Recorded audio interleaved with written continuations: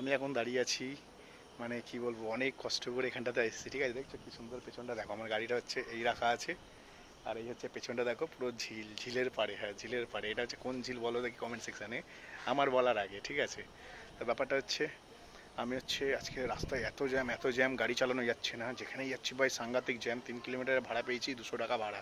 ভীষণ খুশি, কিন্তু ভাই তেল পুড়ে গেল 8 কিলোমিটারে, বুঝতে পারছো কত খুশি হয়েছি তার মানে। তারপর আমি ডিসাইড করেছি ওইদিকে যাবোই না, শহরে কোনো দিকে যাবো না, অফ সাইডেই যাবো খালি। তো এখন আমি চলে এসেছি অফ সাইডে, পাটুলি পুলিশ স্টেশন থেকে যে রাস্তাটা সোজাসুজি পাটুলি পুলিশ স্টেশনের অপোজিটে যে রাস্তাটা ঢুকে গেছে, ওই রাস্তার ভেতরে ঢুকে অনেকটা ভেতরে এসেছি, যেখান থেকে হচ্ছে আমাদের কামালগাছির যে ব্রিজটা আছে, ফ্লাইওভার, কামালগাছি ব্রিজে ফ্লাইওভার দেখা যাচ্ছে। আমি জানি না মোবাইল ক্যাপচার করতে পারছি নাকি, ওপর দিকে দেখো লাইট জ্বলছে। ঠিক আছে, ওপর দিকে দেখো ভালো করে, লাইট জ্বলছে, কামালগাছি ফ্লাইওভার। তো এখান এর ভেতরটাতে আমি আছি। এখান থেকে ভাড়া নেই, কিন্তু যে প্যাসেঞ্জারটাকে এনেছি উনি রিটার্ন যাবে, আসার সময় 330, যাওয়ার সময় 330, 660 টাকা ইনকাম।